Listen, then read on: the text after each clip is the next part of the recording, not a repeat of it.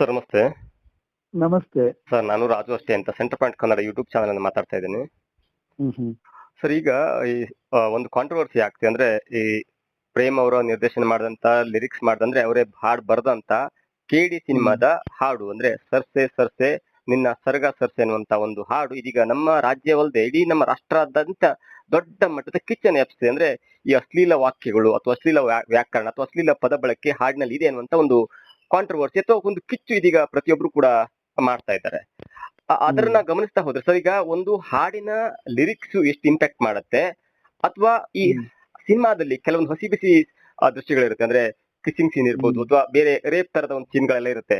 ಅದು ಜಾಸ್ತಿ ಇಂಪ್ಯಾಕ್ಟ್ ಮಾಡುತ್ತಾ ಜನರಿಗೆ ಅಥವಾ ಈ ಕೇಳುವಂತ ಈ ಲಿರಿಕ್ಸ್ ಇಂಪ್ಯಾಕ್ಟ್ ಮಾಡುತ್ತೆ ಜನರಿಗೆ? ಯಾಕಂದ್ರೆ ನೀವು ಕೂಡ ಈ ಲೈಂಗಿಕ ಶಿಕ್ಷಣದ ಬಗ್ಗೆ ಮಕ್ಕಳಿಗೆ ಅದನ್ನ ತಿಳಿಸ್ಕೊಡ್ಬೇಕು ಅನ್ನುವಂತ ಮಾತನ್ನ ತುಂಬಾ ಹಳೆಯ ದಿನಗಳು ನೀವು ಹೇಳ್ಕೊಂಡು ಬರ್ತಿದ್ರಿ. ಆದ್ರೆ ಇದನ್ನ ಕನ್ಸಿಡರ್ ಮಾಡಿದಾಗ ಲಿರಿಕ್ಸ್ ಬೇಗ ತಲುಪತ್ತಾ, ಇಂಪ್ಯಾಕ್ಟ್ ಮಾಡುತ್ತಾ ಅಥವಾ ಈ ಸಿನಿಮಾದಲ್ಲಿರುವಂತಹ ದೃಶ್ಯಗಳು ಇಂಪ್ಯಾಕ್ಟ್ ಮಾಡುತ್ತಾ ಅಂತ? ಇಲ್ಲಿ ಇಂಪ್ಯಾಕ್ಟ್ ಅನ್ನುವ ವಿಷಯಕ್ಕಿಂತ ಇಂಪ್ಯಾಕ್ಟ್ ಅನ್ನೋದು ಅದು ಎರಡನೇ ವಿಷಯ. ಆದ್ರೆ ಇಲ್ಲಿ ಒಬ್ಬ ವ್ಯಕ್ತಿ ತನ್ನ ಚಿತ್ರದಲ್ಲಿ, ತನ್ನ ಹಾಡಿನಲ್ಲಿ ತಾನು ಸಮಾಜದ ಜೊತೆಗೆ ಪ್ರೆಸೆಂಟ್ ಮಾಡ್ಬೇಕಾದ್ರೆ, ತನ್ನ ಸಂವಾದ ಮಾಡ್ಬೇಕಾದ್ರೆ, ತನ್ನ ಸಂಭಾಷಣೆ ಸಂವಾದ ಮಾಡ್ಬೇಕಾದ್ರೆ ಯಾವ ಅಭಿರುಚಿಯನ್ನ ಹೊಂದಿದ್ದಾನೆ ಅಂತ ಅನ್ನೋದು ಬಹಳ ಇಂಪಾರ್ಟೆಂಟ್ ಆಗತ್ತೆ. ಅದು ಲೈಂಗಿಕ ವಿಷಯದಲ್ಲ. ಇಲ್ಲಿ ವಿಷಯ ಲೈಂಗಿಕತೆಯದಲ್ಲ. ಅದು ಅವನು ಈ ಜೆಂಡರ್ ಸೆನ್ಸಿಟಿವಿಟಿ ಅಂದ್ರೆ ಈ ಲೈಂಗಿಕವಾಗಿರುವಂತಹ ಸೂಕ್ಷ್ಮತೆ, ಲಿಂಗ ಸೂಕ್ಷ್ಮತೆಯನ್ನ ಹೊಂದಿಲ್ಲದೆ ಮಾತಾಡೋದು, ಮತ್ತೆ ಹೆಣ್ಣನ್ನ ಹೇಗೆ ನೋಡ್ತಾನೆ ಅಂತ ಅನ್ನೋದನ್ನ, ಹೆಣ್ಣನ್ನ ಒಂದು ಭೋಗದ ವಸ್ತುವಾಗಿ ನೋಡ್ತಾ ಇದ್ದಾನೆ. ಇಲ್ಲಿ ಲೈಂಗಿಕದ ವಿಷಯ ಅಲ್ಲ ಇದು. ಒಂದು ಹೆಣ್ಣನ್ನ ಹೇಗೆ ನೋಡ್ತಾನೆ, ಹೆಣ್ಣನ್ನ ಹೇಗೆ ಟ್ರೀಟ್ ಮಾಡ್ತಾನೆ ಅನ್ನೋದು ಇಲ್ಲಿ ಬಹಳ ಮುಖ್ಯವಾಗಿರೋ ವಿಷಯ. ಇಲ್ಲಿ ಪ್ರೇಮ್ದು ಕಾಂಟ್ರವರ್ಸಿ ಇದು ಸೆಕ್ಸುಯಾಲಿಟಿ ವಲ್ಗರ್ ಅನ್ನೋದಕ್ಕಿಂತ vulgar attitude towards the women ಅಂತ. ಅದೊಂದು ರೀತಿಯ ಕೆಟ್ಟ ದೃಷ್ಟಿ ಹೆಣ್ಣಿನ ಬಗ್ಗೆ ಇರೋದು. ಈಗ ಎಷ್ಟೊಂದು ಜಾತಿ ವಿಷಯದಲ್ಲಿ, ಇದು ಲಿಂಗದ ವಿಷಯದಲ್ಲಿ ಈ ತರದೆಲ್ಲನು ಈ ಮುಂಚೆ ಎಲ್ಲ ಮಾಡಿದ್ದಾರೆ. ಬೇಕಾದಷ್ಟು ಇದು ನಡೆದಿವೆ. ಏನದು ಕ್ಯಾಬರೆ ಡ್ಯಾನ್ಸ್ ಇಲ್ಲದೆ ಇದ್ರೆ ಅಥವಾ ಒಂದು ಎರೋಟಿಕ್ ಆಗಿ ಎಲ್ಲ ತೋರಿಸ್ಕೊಂಡು ಡ್ಯಾನ್ಸ್ ಮಾಡೋಂಥದ್ದೆಲ್ಲನು ಹಳೆ ಸಿನಿಮಾಗಳಲ್ಲೂ ಇತ್ತು. ಮತ್ತೆ ಎರೋಟಿಕ್ ಆಗಿರುವಂತ ದೃಶ್ಯಗಳು ಇತ್ತು. ಅದನ್ನ ಪಡ್ಡೆ ಹುಡುಗರದ ಮೈ ಬೆಚ್ಚಗಾಗ್ಸೋದಿಕ್ಕೆ ನಿದ್ದೆಗೆಡಿಸುತ್ತಾರೆ. ಈ ತರದ್ದೆಲ್ಲನು ಮಾತುಗಳನ್ನೆಲ್ಲ ಉಪಯೋಗಿಸುವಂತದ್ದೆಲ್ಲನು ಆಗ್ತಾ ಇತ್ತು. ಅದು ಲೈಂಗಿಕತೆ. ಇದು ಇಲ್ಲಿ ಈ ಲೈಂಗಿಕತೆಯಾಗಿಂತ ಮುಖ್ಯವಾಗಿ ಹೆಣ್ಣನ್ನ ಅವರು ಅದನ್ನ ಬಳಸ್ಕೊಂಡಿದ್ದ ರೀತಿ, ಹೆಣ್ಣನ್ನ ಅವರು ಬಳಸ್ಕೊಂಡಿದ್ದ ರೀತಿ, ಇದು ವಿಷಯ ಪ್ರೇಮ್ ವಿಷಯದಲ್ಲಿ. ಆಮೇಲೆ ಅದನ್ನ ಯಾವುದೋ ಒಂದು ಇದು ಸಂದರ್ಶನದಲ್ಲೂ ತುಂಬಾ ಕೇವಲವಾಗಿ ಅದೊಂಥರ ಒಳ್ಳೆ ಅಭಿರುಚಿಹೀನವಾಗಿರುವಂತಹ ಮಾತುಗಳನ್ನ ಈ ಪ್ರೇಮ್ ಆಡಿರೋದು. ನೀವು ಹೇಳಿದ ಪ್ರಕಾರ ನೋಡಕೋದ್ರೆ ಶಬ್ದಗಳಿಗಿಂತ ದೃಶ್ಯ ಇನ್ನೂ ಏನದು ಪರಿಣಾಮಕಾರಿಯಾಗಿರತ್ತೆ, ಕೆಟ್ಟದಾಗಿ ಪರಿಣಾಮವನ್ನ ಬೀರತ್ತೆ, ತುಂಬಾ ಕೆಟ್ಟ ಪರಿಣಾಮವನ್ನ ಬೀರತ್ತೆ.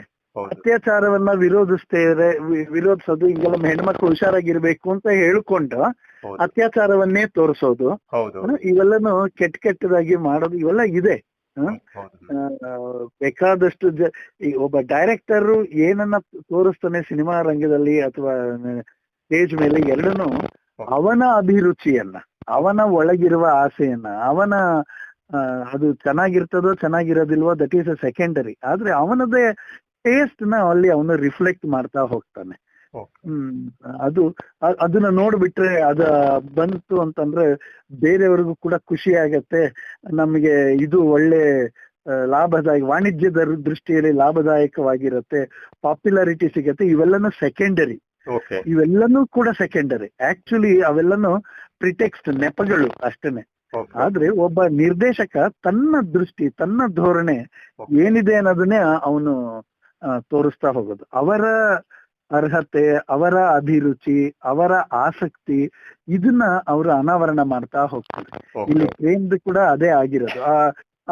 ಇನ್ನೊಬ್ರು ಹಿಂದಿ ಇದು ಬಾಲಿವುಡ್ ಇವ್ರನ್ನ ಕೂಡ ನಾನು ಇದು ಅವ್ರದ್ದು ಇಂಟರ್ವ್ಯೂನ ಕೂಡ ನೋಡಿದೆ. ಹೌದು ಹೌದು ಅವ್ರದ್ದು ಅವ್ರು ಹೇಳ್ತಾರೆ ಪಾಪ ನನಗೆ ಅದು ಗೊತ್ತೇ ಇರ್ಲಿಲ್ಲ, ನನಗೆ ಅದನ್ನ ಇದು ಅಂತ ಸರಿಯಾಗಿ ನನಗೆ ಕಮ್ಯುನಿಕೇಟ್ ಮಾಡ್ಲಿಲ್ಲ ಆ ವಿಷಯದಲ್ಲಿ, ಲಿರಿಕ್ಸ್ ಅರ್ಥ ಆಗಿಲ್ಲ ಅಂತ ಹೇಳ್ತಾರೆ ಅವರು, ಲಿರಿಕ್ಸ್ ಅರ್ಥ ಆಗಿಲ್ಲ ಅಂತ ಅಂದ್ಬಿಟ್ಟು ಅದನ್ನೆಲ್ಲ ಹೇಳಿದ್ದಾರೆ.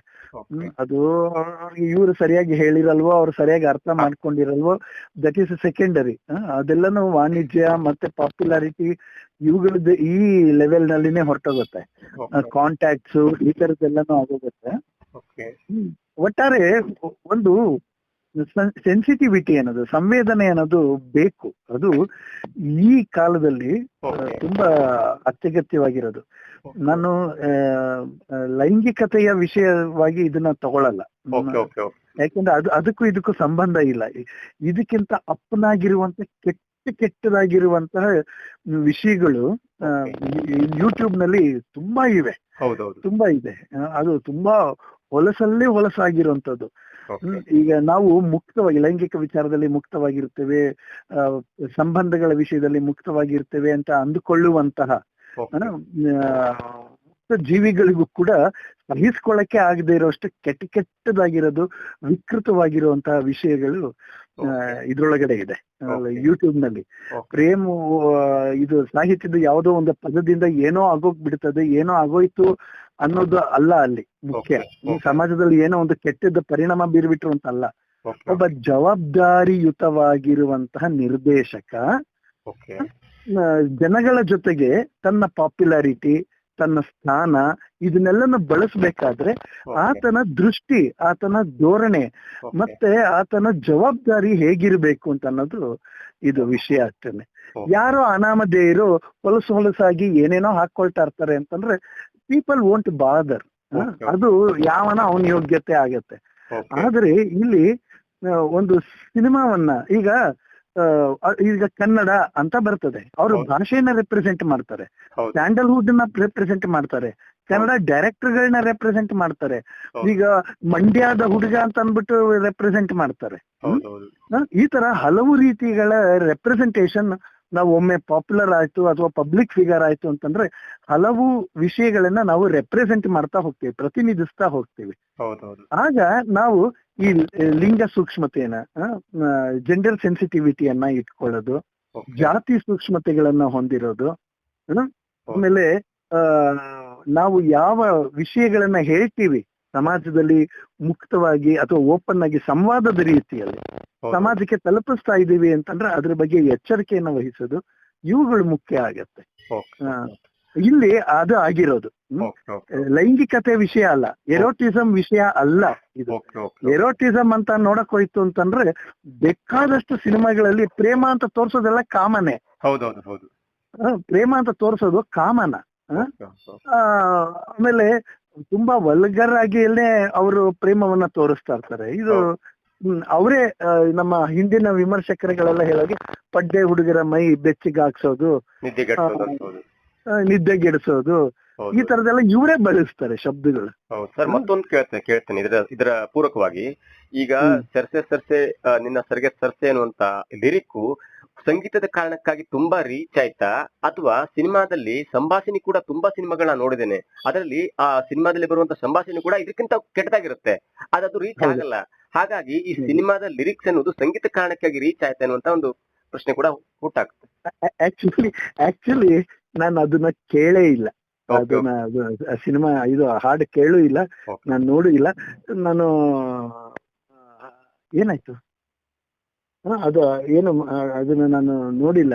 ಆದ್ರೆ ಈ ಶಬ್ದ ಸರ್ಸೆ ನಿನ್ ಸೆರಗ ಸರ್ಸೆ ಅಂತ ಅನ್ನೋದು ಅದೇನು ನನಗೆ ಅದೊಂದು ಪ್ರಮಾದಕರವಾದ ಪದ ಜೋಡಣೆ ಅಂತ ಏನು ಅನ್ಸಲ್ಲ, ನನಗನ್ಸಲ್ಲ. ಆದ್ರೆ ಅದು ಯಾವ ಅಲ್ಲಿ ದೃಶ್ಯ, ಅದು ಹೇಳುವ ಶೈಲಿ, ತೋರಿಸುವ ದೃಶ್ಯ, ಇವುಗಳೆಲ್ಲದ್ರ ಮೇಲೆ ಅದು ಡಿಪೆಂಡ್ ಆಗಿರಬಹುದು, ಗೊತ್ತಿಲ್ಲ. ತೆರಿಗೆ ನಿನ್ನ ಸೆರಗ ಸರಸೆ ಅಂತ ಅನ್ನೋದು ಒಂದು ಜನರಲ್ ಆಗಿ ನಾನು ಬಾಯಿನಲ್ಲಿ ಹೇಳ್ಬೇಕಾದ್ರೆ ಅದೇನು ಅದರ ಮುಂದುವರೆದ ಭಾಗ ಸ್ವಲ್ಪ ವಲ್ಗಾರಿಟಿ ಕೂಡಿದೆ ಅನ್ಸುತ್ತೆ, ಅಂದ್ರೆ ತುಂಬಾ ಮುಂದೆ ಬರುತ್ತೆ, ಲಿರಿಕ್ಸ್ ಬರುತ್ತೆ. ಹೌದು, ನಾನು ನೋಡಿಲ್ಲ ಅದು. ಆದ್ರೆ ಆ ಕಾಂಟ್ರವರ್ಸಿ ಆಗಿದೆ ಒಂದು ಅದನ್ನ ಸುದ್ದಿ ಕೆಟ್ಟದಾಗಿ ಹೇಳಿದ್ದಾರೆ ಅಂತ ಅನ್ನುವ ವಿಷಯಕ್ಕೆ ನಾನು ಹೌದು ರೆಸ್ಪಾಂಡ್ ಮಾಡ್ತಾ ಇದ್ದೀನಿ. ಹೌದು ಯಾಕೆಂದ್ರೆ ನಾವು ಒಂದು ಎಚ್ಚರಿಕೆಯನ್ನ ಇಟ್ಕೊಬೇಕು, ನಮ್ಮನ್ನ ನಾವು ಗಮನಿಸ್ಕೊಬೇಕು. ಹೌದು ಹೌದು ನಾವು ನಾವು ರೆಪ್ರೆಸೆಂಟೇಟಿವ್ಸ್ ಅನ್ನೋದನ್ನ ಮರಿಬಾರ್ದು. ಹೌದು ನಾನು ಕನ್ನಡವನ್ನ ರೆಪ್ರೆಸೆಂಟ್ ಮಾಡ್ತೀನಿ, ಕನ್ನಡ ಚಲನಚಿತ್ರರಂಗವನ್ನ ರೆಪ್ರೆಸೆಂಟ್ ಮಾಡ್ತೀನಿ, ಡೈರೆಕ್ಟರ್ಸ್ ನ ರೆಪ್ರೆಸೆಂಟ್ ಮಾಡ್ತೀನಿ. ಒಂದು ಒಂದು ಚಲನಚಿತ್ರ ಅನ್ನೋದೊಂದು ದೊಡ್ಡ ಕ್ಷೇತ್ರ ಅಲ್ಲ, ಹೌದು ಅದು ಈಗ ನಾವೇನ್ ಮಾಡಿದ್ರು ಈಗ ಗ್ಲೋಬಲ್ ರೀಚ್ ಇರ್ತದೆ. ಹೌದೌದು ಒಳ್ಳೇದಾಗ್ಲಿ ಕೆಟ್ಟದಾಗ್ಲಿ ಹೌದೌದು ಅದು ಸರ್, ಇದು ನಾವು ರೆಪ್ರೆಸೆಂಟ್. ಈಗ ರೀಚ್ ಆಗ್ಲಿಕ್ಕೆ ಇದು ಮತ್ತೊಂದು ದಾರಿನ ಹುಡ್ಕೊಂಡಿದಂತ ಈ ನಿರ್ದೇಶಕರು ಅಥವಾ ಸಾಹಿತ್ಯಕಾರರು ಅಂತ. ಏನೋ ಇರ್ಬೋದು, ಈಗ ಎಲ್ಲನು ಅದ್ಯಾವ್ದನ್ನು ನಾವು ಅಲ್ಲಗೆಳೆಯಕ್ಕಾಗದೇ ಇಲ್ಲ. ಹೌದೌದು ಹ?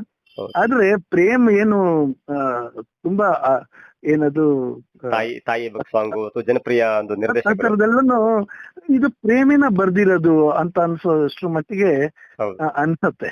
ಹೌದು ಹೌದು ಸರ್. ತಾಯಿ ಬಗ್ಗೆ ಬರ್ದಿರೋ ಹಾಡುಗಳಾಗ್ಲಿ, ಪ್ರೀತಿ ಹೌದು. ಏಕೆ ಭೂಮಿ ಮೇಲಿದೆ, ಇದೆಲ್ಲಾನು ಹೌದು ಅದು ತೀರಾ ಇಂಟೆಲೆಕ್ಚುಯಲ್ ಅಥವಾ ಡೀಪ್ ಅಲ್ಲದೆ ಇದ್ರೂನು ಒಂದು ಸಾಧಾರಣವಾಗಿರುವಂತಹ ಭಾವನೆಗಳು, ಉತ್ತಮವಾಗಿರುವಂತಹ ಸಂವೇದನೆ ಇರುವಂತಹ ವಿಷಯಗಳೇ ಆಗಿವೆ. ಅದು ಹೌದು, ಹೌದು. ಎಲ್ಲಾನು ಚೆನ್ನಾಗಿದೆ. ಹೌದು. ಇದು ಅದೇ ಏನೋ ಒಂದು ಪ್ರಯತ್ನ ಮಾಡಿದಾರೋ.